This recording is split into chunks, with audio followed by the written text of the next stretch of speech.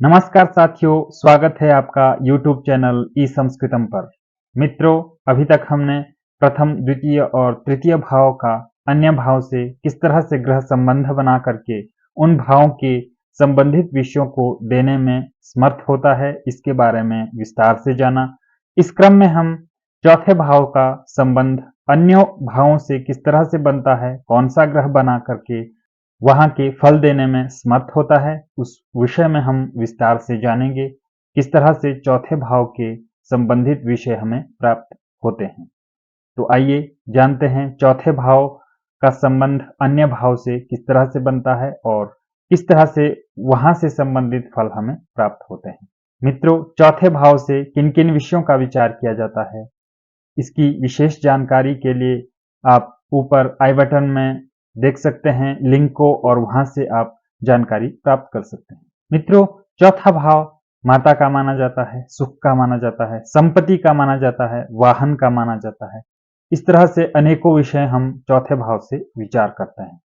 तो किस तरह से चौथे भाव से संबंधित विषय हमें प्राप्त होते हैं, हम एक बार विस्तार से यहाँ पर भावों के संबंध से कौन सा ग्रह भावों का संबंध बना रहा है, यहाँ पर विस्तार से देखेंगे और अध्ययन करेंगे। तो मित्रों, चौथा भाव अगर हम संपत्ति के विषय में बात करते हैं अथवा वाहन के विषय में बात करते हैं, जातक कब खरीदेगा, तो यहाँ पर चौथा भाव संपत्ति का है, वाहन का है, भूमि का है, मकान का है। इन सभी को जातक कब खरीद सकता है, उसके विषय में जानेंगे। चौथा भाव इससे संबंधित हुआ। यहाँ पर 12वां भाव जो है वह व्यय का है, अर्थात चौथे भाव से संबंधित वस्तुओं को खरीदने के लिए जातक व्यय करेगा, और इसी के साथ 12वां भाव जो है वह व्यय का है और 11वां भाव प्राप्ति का है, अर्थात चौथे भाव से संबंधित प्राप्ति। तो इस तरह से 4, 12 और 11 इस तरह का जब भी कोई ग्रह संबंध बनाएगा तो वहां पर जातक संपत्ति खरीदेगा, मकान खरीदेगा, गाड़ी खरीदेगा, भूमि खरीदेगा। तो इस तरह से यहाँ पर हम विचार कर सकते हैं। और यहाँ पर भी जब ग्रहों की बात होती है तो मंगल इन संबंधित विषयों का कारक ग्रह है, अथवा शनि इन संबंधित विषयों का कारक ग्रह है। तो इन दो ग्रहों में जब भी इस तरह का संबंध बनेगा तो जातक कहीं ना कहीं संपत्ति को खरीदेगा, वाहन को खरीदेगा और भूमि इत्यादि, मकान इत्यादि की खरीद करेगा। तो इस तरह से हमने जानना है। तो मित्रों, ये तो बात हुई संपत्ति की खरीद कब जातक करेगा, गाड़ी की खरीद कब जातक करेगा। तो इस तरह का योग जब भी इन ग्रहों का बनेगा तो जातक इस तरह का फल जातक को प्राप्त होगा। अब हम जब भी यहाँ पर नकारात्मक विषय की बात करते हैं तो 4 के साथ जब भी 8, 12 अथवा 4 के साथ 6, 12 अथवा 4, 8, 6, 12 इस तरह का जब भी संबंध बनेगा तो वहां पर कहीं ना कहीं जातक को समस्याएं उत्पन्न होगी। संपत्ति से रिलेटेड समस्या हो, वाहन से संबंधित समस्या हो, यहाँ पर समस्या किस तरह से उत्पन्न होगी। चौथे भाव के साथ जब भी 8वां भाव, 12वां भाव जुड़ेगा तो वहां पर चौथा भाव भूमि का है, तो जातक के साथ भूमि विवाद हो सकता है। भूमि के बंटवारे में हो, भूमि की खरीदारी में हो, वहां पर विवाद हो सकता है, और उस तरह का विवाद जहां पर जातक का अत्यधिक समस्याएं उत्पन्न हो। तो इस तरह से हम यहाँ पर विचार कर सकते हैं। अथवा अगर कहीं जातक वाहन खरीद करता है तो वहां पर कहीं ना कहीं जातक के साथ एक्सीडेंट हो सकता है, घटना हो सकती है। जब भी 4, 8, 12, 4, 6, 12, 4, 8, 6, 12 इस तरह का संबंध बनेगा तो वहां पर जातक वाहन से, संपत्ति से जातक को नुकसान होगा। तो इस तरह से हमने जानना है कब जातक के लिए चौथा भाव फलदायी होगा, कब जातक के लिए चौथे भाव से संबंधित विषयों की समस्याएं उत्पन्न होगी। तो ये तो हुई जातक की संपत्ति, वाहन, भूमि, घर, मकान इत्यादि की खरीद में जब जातक वहां पर समस्याएं प्राप्त करेगा अथवा वहां पर जातक इनसे संबंधित लाभ प्राप्त करेगा। तो इस तरह का योग जब भी बनेगा तो हमें वहां पर उस तरह का विचार करना है। तो इस तरह से चौथे भाव से जो है वह विद्या का, शिक्षा का भी हम विचार करते हैं। तो यहाँ पर कब जातक को शिक्षा प्राप्त होगी? जब भी चौथे भाव के साथ 9वां भाव अथवा 11वां भाव जुड़ेगा, तो जातक शिक्षा प्राप्त करेगा। अर्थात जातक की जो शिक्षा है वह कहीं ना कहीं ए ग्रेड की होगी, यहाँ हम विचार कर सकते हैं। उसी तरह से जब चौथे भाव के साथ 9, 5, 11 इस तरह का भी जब संबंध बनेगा तो जातक की शिक्षा बहुत अच्छी रहेगी। तो इस तरह से हम शिक्षा के विषय में भी विचार कर सकते हैं।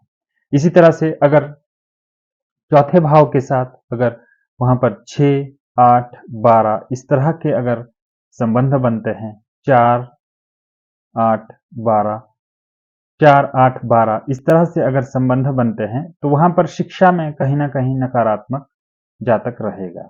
इसी तरह से जब भी हम शारीरिक अंगों की बात करते हैं तो चौथे भाव से हृदय का विचार किया जाता है, और यहाँ पर जब भी चौथे भाव के साथ 4, 5, 1, 4, 5, 11 इस तरह के संबंध जब भी बनेंगे तो वह स्वास्थ्य के लिए लाभदायक है, लाभकारी है।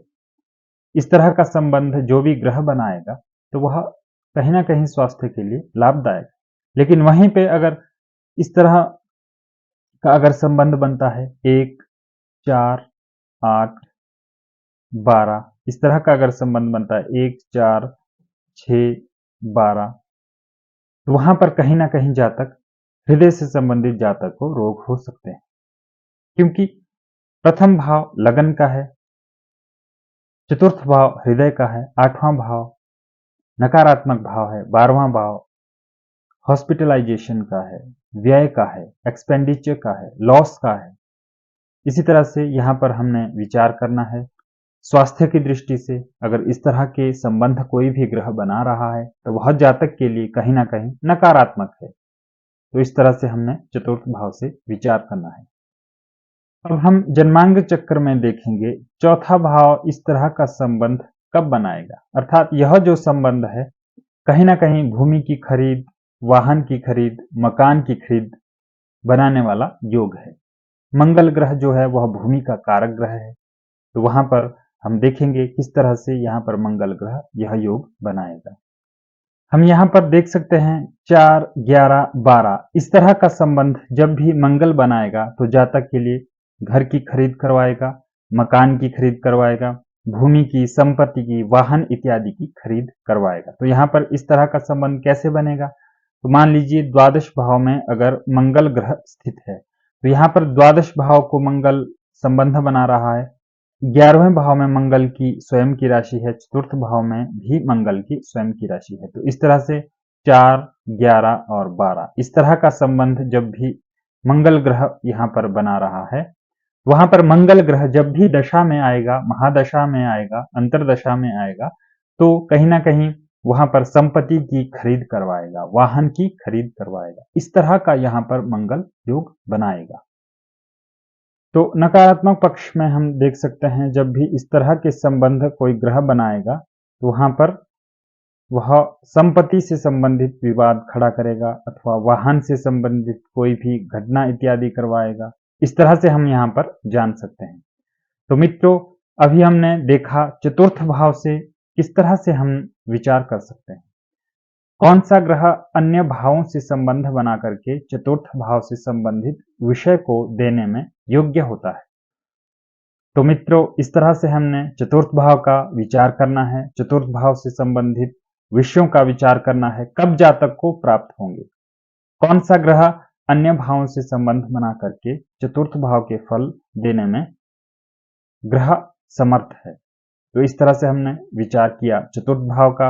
अगले क्रम में हम पुनः पंचम भाव पर विचार करेंगे, पंचम भाव से संबंधित विषय कब जातक को प्राप्त होंगे, किस तरह से पंचम भाव का संबंध अन्य भावों से बंध करके ग्रह वहां पर फल देने में समर्थ है। पुनः हम अगले भाग में पंचम भाव की चर्चा करेंगे। मिलते हैं अगले भाग में। धन्यवाद।